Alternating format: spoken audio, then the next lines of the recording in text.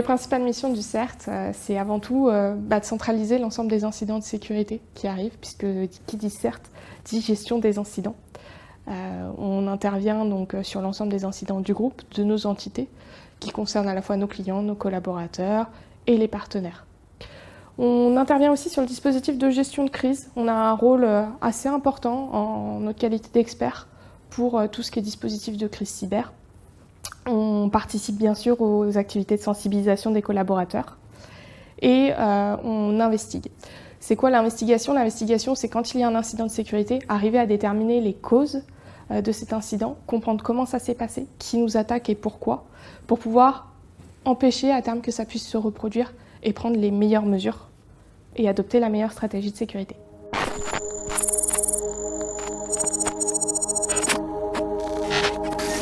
Alors on a une organisation un peu atypique dans le sens où notre directeur souhaite que tous les internes soient formés et rompus à l'exercice de la gestion des incidents pour qu'en cas de crise, toute la direction puisse apporter son soutien au CERT. Donc tous les internes sont membres du CERT. À cela en fait s'explique parce que le début du CERT, la plupart des personnes qui étaient membres étaient sous une gestion d'activité partagée. Donc ils avaient une double casquette, une activité sécurité autre, quelle qu'elle soit, et l'activité de réponse aux incidents auxquels ils ont tous été formés. Donc on a un cœur maintenant qui est à plein temps, donc quelques personnes qui sont dédiées aux activités du CERT, mais cet historique donc, de personnes à double casquette nous sert de renfort quand on a beaucoup d'incidents sur les périodes difficiles. À ce moment-là, on est plus nombreux pour gérer les incidents et mieux répondre à la crise.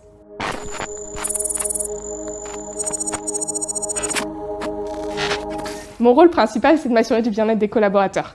Pourquoi? Parce qu'on est sur un métier très stressant, très challengeant.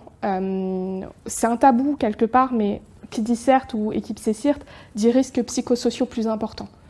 Donc ça va de penser à commander les pizzas en gestion de crise, comme rappeler aux collaborateurs, allez là, c'est bon, t'en as assez fait, passe la main au suivant et va te coucher. Pourquoi c'est important? Parce que sinon on ne tient pas sur du long terme. Les crises aujourd'hui, elles sont plus de l'ordre de 1 ou 2 jours. Elles sont de plus en plus longues dans le temps et il faut qu'on s'assure qu'on tienne sur du long terme. L'autre rôle, un petit peu avec la responsabilité du CERT, c'est le fait de devoir à la fois intervenir sur des incidents critiques et majeurs et prendre la décision d'une escalade en gestion de crise.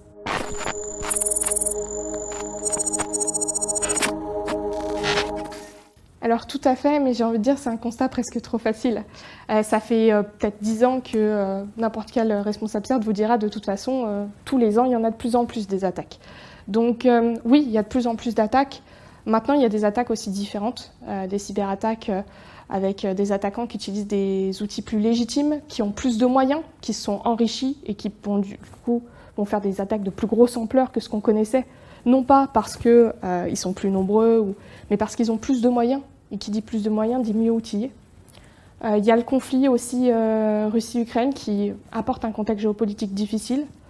Il y a des attaques qu'on ne voyait plus, qu'on ne connaissait plus, qui refont surface, comme tout ce qui va être sabotage ou espionnage.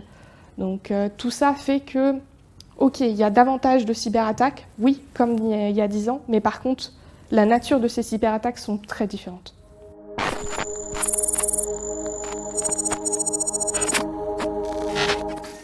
Alors déjà, on est membre de l'Intercert, donc on fait partie d'une communauté, et ça c'est hyper important, je pense. Pourquoi? Parce que notre métier, il est possible que par l'entraide et la communication. C'est vraiment ce qu'il y a de plus important, et à l'échelle française, cette communauté qu'est l'Intercert nous permet en fait de nous entraider, et les uns les autres, dans les CERT, de s'épauler. En cas d'incident qui nous concerne, potentiellement il y a un autre CERT qui va être également concerné, et qui va pouvoir nous aider. On va aller plus vite dans la collecte des observables, on va aller plus vite dans les définitions des plans de réponse, parce qu'on s'entraide, parce qu'on est plusieurs.